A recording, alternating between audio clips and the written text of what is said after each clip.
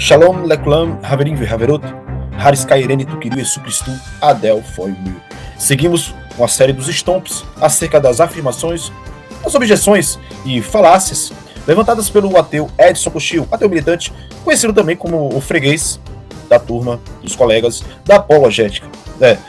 Ele debateu com Thiago Lima, e aqueles que estão acompanhando os vídeos e shorts sabem do que se trata esse vídeo aqui agora, dos estomps que estão sendo levantados. Mas para aqueles que talvez estejam chegando agora, trata-se de uma análise dos argumentos, afirmações que foram levantadas por um ateu militante chamado Edson Cochil, ao debater com um colega, um outro amigo chamado Thiago Lima, um grande youtuber, inclusive, um grande criador de conteúdo das redes sociais. O nome dele é Thiago Lima. Ao debaterem em um canal até mesmo grande, Edson Cochil levantou uma série de afirmações, uma atrás da outra, de uma certa forma até mesmo tática. Saiu atropelando com um bocado de... Saiu metralhando várias afirmações, várias levantes, e entre esses falácias, até mesmo sorrateiras, como vocês viram em um dos vídeos aqui desta série aqui, né? Dessa sequência de estompadas. Vamos agora olhar uma afirmação feita, essa até um pouco mais até técnica, baseada com alguns, né? Até mesmo dentro da academia utilizam, até mesmo debatido. Todavia, vamos aqui estompar. Segue, deixa o like, inscreva-se caso você ainda não for inscrito no canal. E tem agora a nova função que é hypar os vídeos. Isso ajuda muito para que seja propagado o canal, os vídeos, os estomps, a defesa acerca das escrituras. Segue a afirmação do Edson Cochil, o ateu militante. Ele diz, abre aspas, Gênesis, nos primeiros capítulos, principalmente, sobre Adão, é mito inventado. Somente para narrar o nascimento do povo judeu, nada ali é real, é mito fundacional. Bom, o que são os primeiros capítulos de Gênesis? Vamos fazer uma análise dessa afirmação e vamos abordar aqui com argumentos embasados, inclusive, por muitos acadêmicos. Porque os capítulos iniciais do livro de Gênesis, como capítulo 1 até o seu capítulo 11, eles têm características literárias diferentes do restante das narrativas das escrituras. Existe linguagem altamente estruturada. Um exemplo são as repetições contidas em Bereshit, Gênesis, capítulo 1, e logo depois no capítulo 2. Existem temas universais, como origem do mundo, do mal, da morte, algumas semelhanças com literaturas do Antigo Oriente. Sim, e isso leva alguns estudiosos, e até mesmo agora aí essa turminha aí, essa gurizada dos ateus militantes, a dizerem que algo isso seria mentira, mito, fábula. Mas isso não equivale automaticamente a ser uma invenção e sem qualquer base real. Não, isso não é uma análise séria. Porque, para começar, só o termo, a palavra mito, não significa necessariamente mentira. Isso já começa a ser uma falácia, porque muitos, principalmente ateus céticos e liberalistas, usam essa questão do termo mito de uma forma mais inclinada para uma das definições, porque a palavra mito ela é uma palavra etimologicamente difícil, até mesmo para se tratar todos as suas definições. E não é necessariamente mentira. Hoje a palavra mito, sim, soa como história falsa, mas academicamente, ou seja, com base acadêmica, significa narrativa que acaba comunicando verdades fundamentais por meio de linguagem simbólica ou realmente apenas símbolos sem comprovação total de realidade. Existe o debate acerca do termo e do assunto em si. Exemplo de paralelos antigos, existe a epopeia de Gilgamesh e Munaelis, Adrahazes, que mostram que Israel dialogava com o seu ambiente cultural. Só que existe um porém. Bereshit, Gênesis, faz algo diferente. Existem as diferenças, e essas, de uma forma até mesmo, muitas das vezes, não por todos, mas por muitos, desonestamente falando, não são levantadas e apresentadas. Um exemplo, o monoteísmo, quando colocado em comparação, torna-se a ser radical. Um Deus transcendente também é existente como diferente. Uma humanidade com dignidade moral. Logo, não é cópia. Acerca de Adão, um indivíduo histórico ou uma figura representativa? Por que eu faço essa pergunta? Porque existem três posições mais, vamos se dizer, elencadas, inclusive entre teístas. Ou seja, a posição histórico-literal, Adão como o primeiro homem real, a posição histórico-arquetípico, trazendo assim o indivíduo real, que também representa toda a humanidade, e arquetípico literário, ou seja, como sendo Adão figura simbólica que representa o ser humano. Agora, a questão toda é o argumento, a afirmação levantada pelo Edson Toshio, porque ele diz que foi inventado para explicar os judeus, ou seja, a sua origem, a origem do povo. Mas há na sua fala, patética inclusive, uma falha, e esta historicamente comprovada. Gênesis 1 a 11 não fala dos judeus propriamente dito, mas trata da humanidade inteira e um povo que é mais mencionado, hebreus. A história de Israel começa em Gênesis capítulo 12 e com Abraão. Logo, não faz sentido dizer que foi criado para explicar a origem dos judeus. Que patético, né? Já começa aqui o stomp na patetice, na falácia do embusteiro. Isso só começa depois. Ao analisarmos a estrutura literária, nós podemos ver intenção mais profunda. Sim, Gênesis capítulo 1 existe repetição.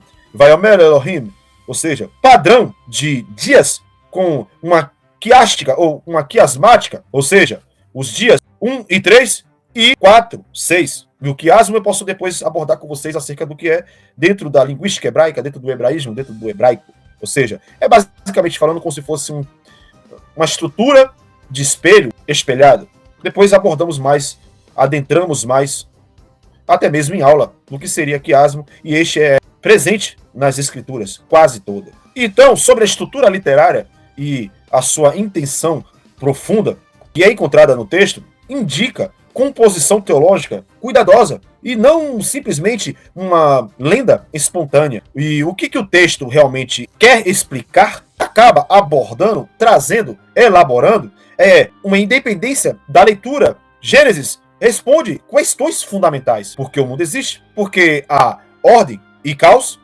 E por que o ser humano é moralmente responsável? Porque existe o mal? Isso é muito mais profundo do que meramente origem tribal. E quando nós analisamos as escrituras acerca de Adão, Yeshua e Shaul Hachalia, ou seja, Paulo de Tarso, tratam Adão como figura teologicamente histórica e central, real, existente. Quando nós vamos para Romanos, por exemplo, no seu capítulo 5, Paulo traça ali a questão de Adão e Cristo, ou seja, como sendo Yeshua, o novo Adão.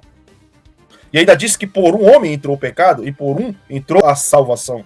Em 1 Coríntios 15 diz, primeiro homem, último Adão. Existe esse paralelo, vinculando um ser, um personagem a outro. O papel de Adão é estrutural na teologia e não apenas decorativo. A patetice do ateu Edson Toshio consiste no seguinte: ele acaba assim, na sua afirmação, assumindo que só existem duas opções. Ou é 100% literal moderno, segundo o modernismo ocidental, ou 100% mito no seu sentido negativo, pejorativo, inventado e sem valor histórico. E isso acaba sendo uma espécie de como é que eu posso dizer? Um falso dilema. A realidade textual, ela é muito mais complexa. E sim, pode haver história, mais teologia e símbolos juntamente em uma narrativa, principalmente quando falamos de hebraico, linguística e hebraísmo. A pergunta, talvez, não deveria ser mito, no sentido de falsidade, né, que eles gostam de levantar, de falso, de mentiroso, ou não. Mas, talvez mais honesto, mais sério, se abordar da seguinte forma: que tipo de literatura é essa? Qual é o tipo da literatura? E a resposta, mais honesta, se valendo de conectivos linguísticos acerca, pelo menos, do hebraico e com as amarras hermenêuticas textuais existentes em todas as escrituras, em toda a Taná, e também tendo, assim, uma correlação com passagens da Brit Hadashah, ou seja, do Novo Testamento, é não dizer que seria um mito pagão comum, falso, plágio, mas sim uma teologia narrativa com raízes antigas, com realidades muito antigas. Dizer, então, que Gênesis é só um mito inventado para explicar os judeus e a sua origem? Ora, meus amigos, é ignorar que o foco inicial é universal, é simplificar o conceito de mito e desconsiderar a sofisticação existente na narrativa, ou seja, a sofisticação literária do texto, e com a intenção de apenas ser negacionista, negativar e criar falsos dilemas. O texto pode até conter elementos simbólicos, mas isso está muito longe de ser prova de que é uma invenção sem realidade. Existe um acadêmico erudito, muito sério, chamado Humberto Cassuto. Humberto Cassuto foi um dos maiores hebraístas que existiu e escreveu comentários detalhados sobre o livro de Gênesis. A posição dele, inclusive, é de que Gênesis não é mito.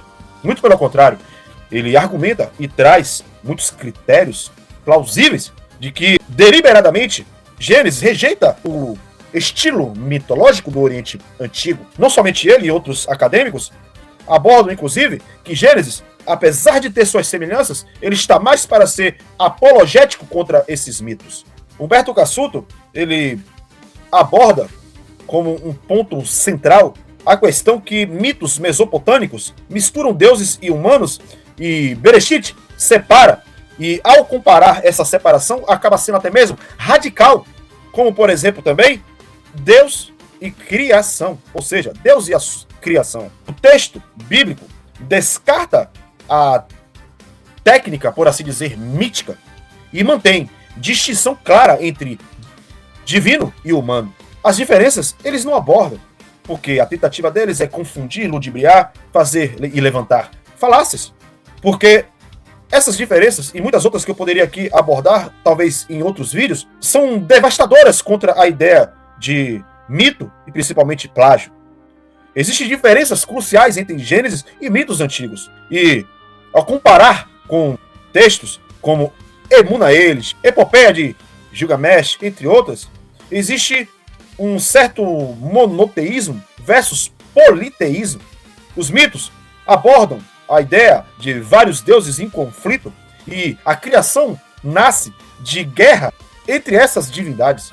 Ora, meus amigos, uma diferença gritante e existente no livro de Gênesis é que Gênesis trabalha com um único Deus soberano, também que traz a criação pela sua palavra, sem luta, sem esse conflito existente nas literaturas. Nós podemos até mesmo enxergar uma ruptura teológica, principalmente no que tange a natureza dos deuses. Quando nós analisamos tais mitos, podemos perceber deuses limitados, imorais, corporais, e Gênesis, Deus transcendente, não sexual, por exemplo, não limitado. E acerca da origem do homem, os mitos geralmente trazem humanos criados para servir por luxo, como sendo escravos, meramente por vaidade. Já em Bereshit, em Gênesis, nós podemos ver humanos criados à imagem de Deus, ou seja, até mesmo uma questão de dignidade ontológica. E isso acaba sendo até mesmo revolucionário, devastador no contexto antigo. Existe ausência de elementos mitológicos clássicos, nascimento de deuses e um caos personificado. E ao lermos o livro de Gênesis, ora, elimina tudo isso e deliberadamente plágio? Não, querido. É polemização teológica. Assim como Humberto Cassuto, outros acadêmicos mostram que Gênesis não copia tais literaturas, ele responde e corrige estas mesmas. E isso é chamado na academia de polemização antimitológica. Exemplo, onde mitos têm caos divino, Gênesis tem ordem soberana. Outros acadêmicos contra essa tese de mito puro, por exemplo, além de Cassuto, temos Victor Hamilton, e este afirma que é incorreto chamar Gênesis simplesmente de mito nesse teor como é levantado por muitos ateus. John Seimer defende que Gênesis é narrativa teológica com intenção histórica. Kenneth Kitchen mostra que o estilo de Gênesis se encaixa em textos antigos reais, todavia, não mitológicos. Gordon Wilhelm argumenta que Gênesis usa linguagem elevada com estrutura narrativa histórica. Esse argumento levantado por Toshio, o freguês da apologética cristã, da turma apologética, ele é falacioso, ele é falho, ele é fraco, principalmente historicamente falando. Gênesis 1 a 11 não trata dos judeus, não há Israel ali, não há uma identidade nacional. Só em Gênesis 12 é que surge isso. Logo, não foi escrito para explicar necessariamente a origem do povo judeu, não como levantado pelo ateu. trata da humanidade inteira. Existem alguns elementos demarcadores de narrativa histórica no texto. Gênesis contém genealogias estruturadas, toledotes, nomes geográficos, sequências narrativas. E se formos adentrar para a questão gramatical, temos muito mais evidências, como a ausência de determinados paralelismos típicos de narrativas poéticas e menos providas de elementos históricos, dispositivos que não são geralmente vinculados a narrativas que são somente simbólicas. Existem características típicas de tradição histórica antiga.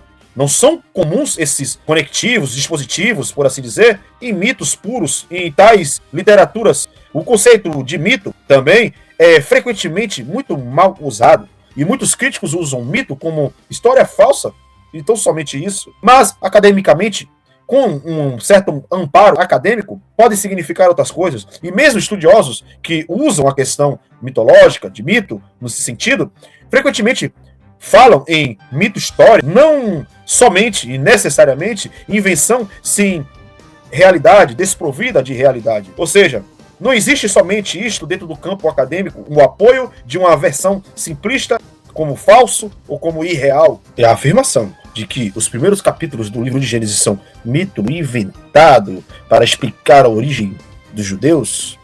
Essas propostas, e da forma que são levantadas por tais opositores, sofistas, embusteiros, não se sustentam. Quando analisada à luz da pesquisa acadêmica, e esta séria, especialmente de estudiosos como o que eu apresentei aqui, Humberto Cassuto, entre outros também, né, demonstraram que, embora Gênesis dialogue com o ambiente cultural do antigo Oriente Próximo, ele não reproduz a estrutura de tais literaturas, não a estrutura mitológica desses textos.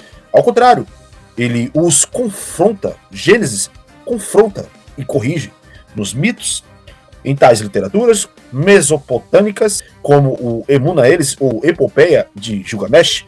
A criação surge de conflitos entre deuses limitados e frequentemente imorais. Já em Gênesis encontramos um monoteísmo, no qual o Deus cria de forma soberana, com o poder da sua palavra, o que torna sustentável a ideia de plágio, de mito. Além disso, enquanto os mitos antigos descrevem o ser humano como um servo criado para caprichos, aliviar trabalhos dos deuses, Gênesis apresenta o homem como criado à imagem e semelhança de Deus, dotado de dignidade e responsabilidade moral.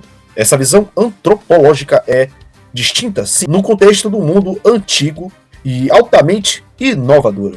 E um outro ponto que enfraquece, sim, e até completamente a crítica é a alegação de que o texto teria sido criado para explicar a origem do povo judeu.